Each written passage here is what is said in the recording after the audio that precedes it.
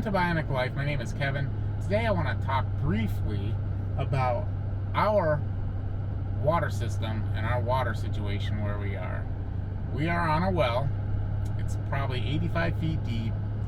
Of course, the pump doesn't go all the way to the bottom.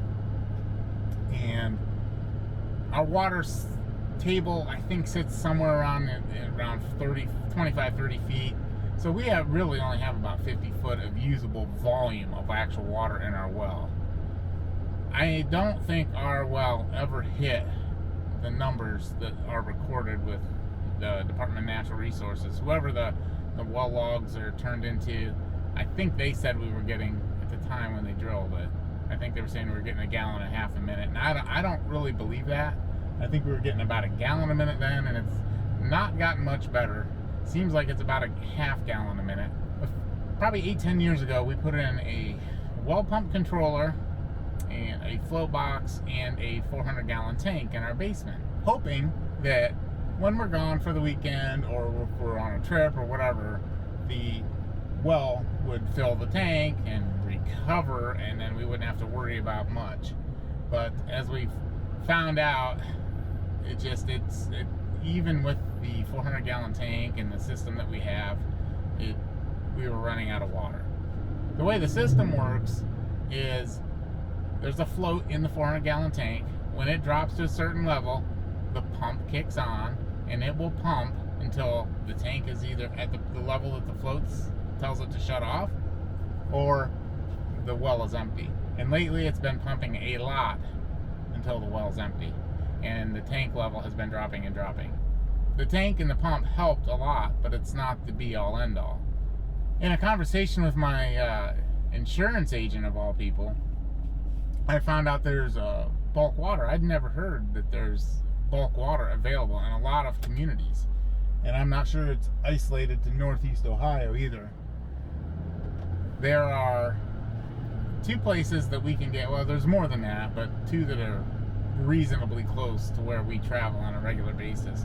There's a small village that offers a setup, and the way it works is you register with them or sign up with them, and they tell you what equipment you need. You need a hydrant wrench. I guess they had a problem with people using pipe wrenches to open hydrants, and it was stripping the brass nut on the top of the hydrant. There's certain fittings you need, and a hose, that type of thing. And they just supply a meter and a hydrant, and that's it. You need everything from the meter to your tank, or however you're going to fill. You pay a bulk rate, I believe it's $6 per thousand, I'm pretty sure. The transport cost of diesel, wear and tear, and time on your vehicle costs more than the actual water. I have a 425-gallon tank. It does not fit in my truck.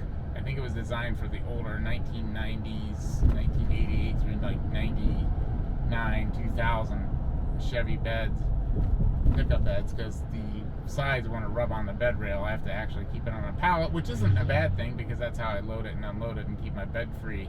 So once you're signed up, the way you get water is you can get it any time as long as the meter's out. And they do take the meter in during the freezing months, which around here seems to be right around October through April. So 6 months you can get water at this location. When you show up, you write the starting meter reading down. When you're done, you write the ending meter reading down. You make the connection. You unlock there's a lock on the one valve. You're given that code to unlock the lock, and you pump it into the tank. We have a fill from the bottom set up, and it works way better than what we used to have. We used to have a flexible hose, a flat hose, if you will, and now we have a rigid hose, and we pump in through the bottom, and it works really well.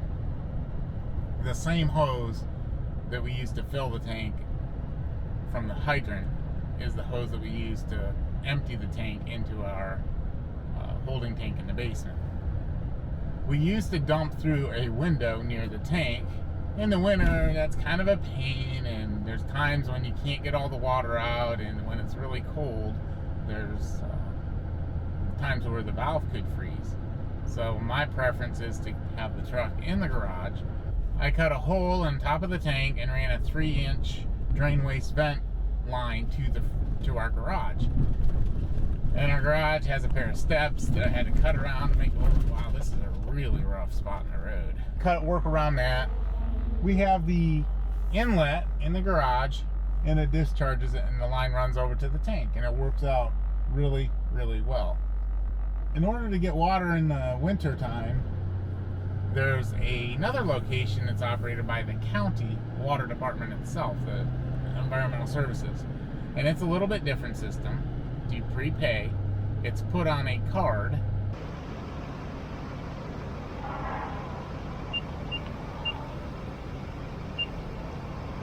I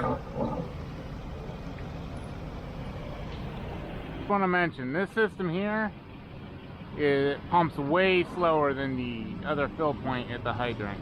They have this set up so people have those 5-gallon water cooler jugs that they can also fill from here. So the flow rate, I don't know what it is, but it takes about 3 times as long to fill this tank here as it does at the hydrant.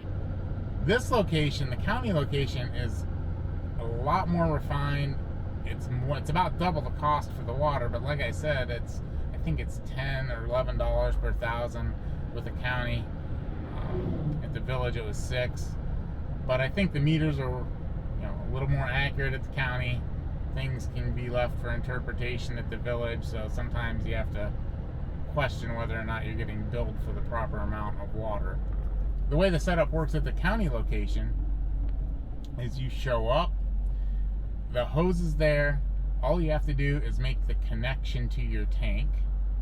Once you make the connection to your tank, you make sure your valve is open, because once you swipe the card, enter the number of gallons that you want, and hit start, it starts pumping right now.